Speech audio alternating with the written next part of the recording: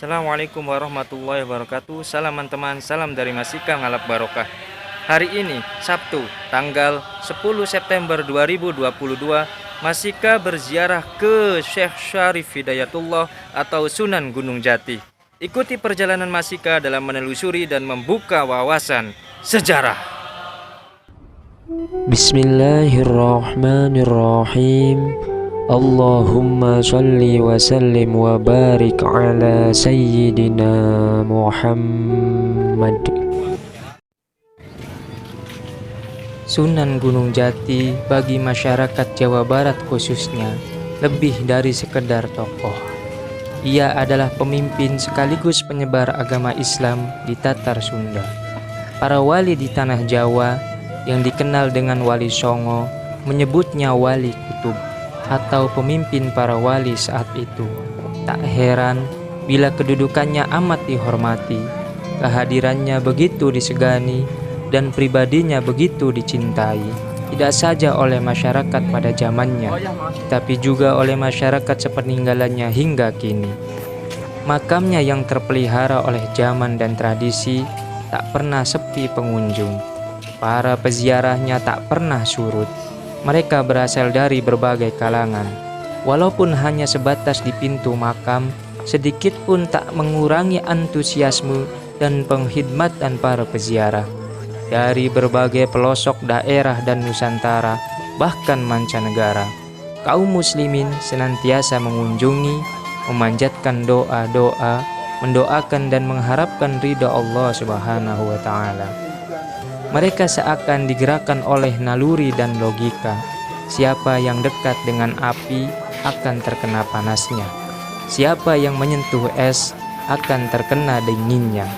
Dengan perkataan lain, untuk lebih mendekatkan diri kepada Allah Subhanahu wa Ta'ala, Zat Maha Suci yang tak tersentuh, dapat dilakukan dengan mendekatkan diri ke orang yang dianggap lebih dekat dengan Allah Subhanahu wa Ta'ala, yaitu orang-orang soleh dan bertakwa.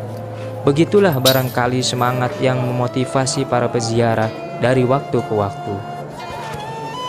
Pepatah mengatakan, kebesaran seorang tokoh semasa hidupnya dapat dilihat dari seberapa besar manfaat setelah masa wafatnya. Dalam Al-Quran yang suci Allah berfirman, "Janganlah engkau menganggap mereka itu telah mati. Sesungguhnya mereka itu hidup dan mendapat rizki dan karunia yang besar di sisi Tuhanmu."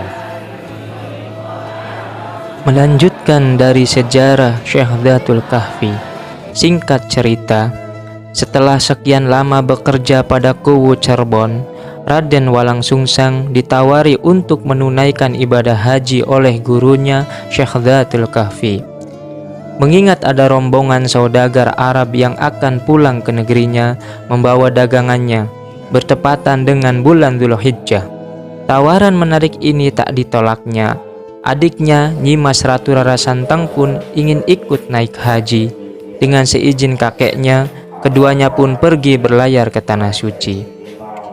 Di Tanah Suci Mekah, Nyimas Ratu Rara Santang bertemu jodoh dengan seorang bangsawan Arab asal Palestina bernama Syarif Abdullah, yang kemudian menjadi sultan di negeri Yutra, bergelar Sultan Maulana Muhammad. Dari perkawinannya lahirlah dua orang putra, yang pertama bernama Syarif Hidayatullah dan yang kedua bernama Syarif Nurullah. Putra pertama inilah yang kelak dikenal dengan nama Sunan Gunung Jati. Sunan Gunung Jati dikenal sebagai sosok pemimpin yang amat menonjol kesabarannya.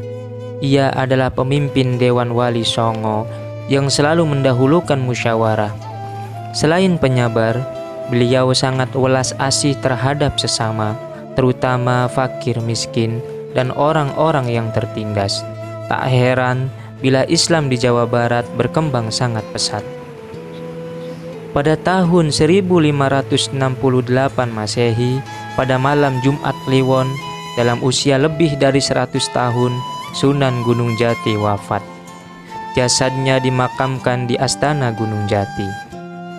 Sebelum wafatnya, Sunan Gunung Jati sempat wasiat, Wasiat yang amat terkenal oleh masyarakat Cirebon dan Jawa Barat hingga kini yang berbunyi, ingsun titip tajuk lan fakir miskin, yang artinya saya menitipkan masjid dan fakir miskin kepadamu, suatu siloka sederhana yang bermakna dalam. Mudah-mudahan kita semua diberikan kekuatan iman dan takwa, dan mudah-mudahan kita semua bisa mengamalkan dari apa yang diwasiatkan oleh Syekh Sunan Gunung Jati, yaitu ingsun titip tajuk dan fakir miskin. Dengan maksud aku titipkan masjid atau musola dan fakir miskin, beliau menitipkan tempat sholat dan orang fakir miskin itu ialah agar kita senantiasa menegakkan sholat dan membayar zakat. Aqimus sholat wa atuz zakat. Semoga video ini bermanfaat. Wassalamualaikum warahmatullahi wabarakatuh.